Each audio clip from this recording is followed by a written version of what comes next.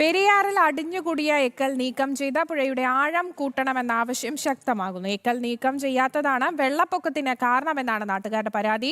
എക്കൽ നീക്കം ചെയ്ത് ആഴം വർദ്ധിപ്പിക്കാൻ അധികൃതർ ഉടൻ നടപടി സ്വീകരിക്കണമെന്നാണ് നാട്ടുകാരുടെ ആവശ്യം. മിഥുൻ അയ്യപ്പനാണ് വാർത്തയുടെ കൂടുതൽ വിവരങ്ങൾ നൽകുവാനായി ചേരുന്നത്. മിഥുൻ, നമ്മളെല്ലാം ചർച്ച ചെയ്തതാണ്, ഇതൊരു മനുഷ്യനിർമ്മിത പ്രളയമാണ്, വെള്ളപ്പൊക്കമാണ് എന്നൊക്കെ. അതിന് നിദാനമായി തന്നെയാണ് ഈ വാർത്തയെ നമുക്ക് കൂട്ടിച്ചേർത്ത് വായിക്കേണ്ടത്. എക്കൽ നീക്കം ചെയ്യേണ്ട ആവശ്യം, അതിന്റെ പ്രസക്തി.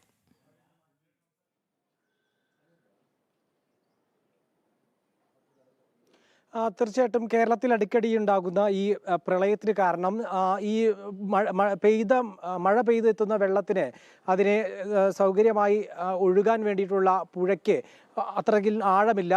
കാലങ്ങളായി ഈ മണൽ വാരാത്തത് മൂലം സ്വാഭാവികമായിട്ടുള്ള പുഴയുടെ ആഴം കുറഞ്ഞു എന്നുള്ള വിമർശനം വലിയ രീതിയിൽ ഉയർന്നുണ്ട്. അതിനെ മണ്ണ് മാറ്റാൻ വേണ്ടി വലിയ നിയമപ്രശ്നങ്ങളെല്ലാം തന്നെയാണ് ഇപ്പോൾ ചൂണ്ടിക്കാണിച്ചുകൊണ്ടിരിക്കുന്നത്. ഇത് തന്നെയാണ് ഇപ്പോൾ പെരിയാറിൻ്റെ അവസ്ഥയ്ക്കും കാരണമെന്നാണ് ഇപ്പോൾ വലിയ രീതിയിൽ വിമർശനം ഉയർന്നിരുന്നത്. പെരിയാറിൽ എക്കൽ മണ്ണ് അടിഞ്ഞുകൂടിക്കൊണ്ട് പുഴയുടെ സ്വാഭാവികമായിട്ടുള്ള ആഴം ക്രമാതീതമായി കുറഞ്ഞിരിക്കുകയാണ് എന്നാണ് ഇപ്പോൾ ഉയർന്നിരിക്കുന്നത്. ഇതിൻ്റെ ഭാഗമായി ഈ പുഴയുടെ അടിത്തട്ട് പൂർണ്ണമായും എക്കൽ നിറഞ്ഞിരിക്കുകയാണ്. അതുകൊണ്ട് വരാപ്പുഴ, ഏലൂർ, മുളവുകാട് മേഖലയിലാണ് ഇത് പ്രധാനമായും ഇതിൻ്റെ മണ്ണ് മൂടി പുഴയല്ലാതായി മാറിയിരിക്കുന്ന ഒരു അവസ്ഥയുള്ളത്.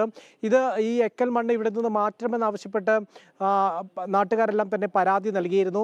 പക്ഷേ ഈ മാറ്റിയ മണ്ണ് എങ്ങോട്ട് മാറ്റും എന്നുള്ളത് സംബന്ധിച്ചുള്ള ഒരു അനിശ്ചിതത്വമാണ് മാറ്റാതിരിക്കാൻ കാരണമെന്നാണ് ഉയർന്നിരിക്കുന്നത്. പക്ഷേ ഇതിന് വേണ്ടിയിട്ടുള്ള പകരം സ്ഥലം സജ്ജമാക്കാൻ ഇത്തരത്തിൽ തദ്ദേശ സ്ഥാപനങ്ങൾ തയ്യാറാണ് എന്ന് അറിയിച്ചിട്ടും ഇത് നടപടികൾ മുന്നോട്ട് കൊണ്ടുപോകുന്നില്ല എന്നുള്ളതാണ് വ്യാപകമായിട്ടുള്ള വിമർശനത്തിന് ഇരയാക്കിയിരിക്കുന്നത്. ഇതുകൊണ്ട് തന്നെ വർഷാവർഷവും പെരിയാർ നിറഞ്ഞു കവിയുകയും ഇത്തരത്തിൽ പെരിയാറിൻ്റെ ഓരങ്ങളിലുള്ളവരും അതുപോലെ തന്നെ താഴ്ന്ന പ്രദേശങ്ങളിൽ ജീവിക്കുന്നവരുമായിട്ടുള്ളവരുടെ വീടുകളിലേക്ക് വെള്ളം കയറുകയും അവരുടെ ജീവിതം ദുസ്സഹനീയമാവുകയും ചെയ്യുന്ന ഒരു സാഹചര്യമാണുള്ളത്. അപ്പോൾ ഇതുകൊണ്ട് തന്നെ ഈ അധികൃതർ ഇക്കാര്യത്തിൽ ഒരു നടപടിയെടുത്ത് ഈ എക്കൽ മണ്ണ് മാറ്റുന്ന നടപടി എടുത്തു കഴിഞ്ഞാൽ ഈ ശാശ്വതമായിട്ടുള്ള ഒരു പരിഹാരം ഇതിന് കാണാൻ സാധിക്കും. ഒപ്പം തന്നെ വ്യാപകമായി ഈ കേരളത്തിലെമ്പാടുമുള്ള ഈ നദികളിൽ ഇത്തരത്തിൽ മണ്ണെടുപ്പ്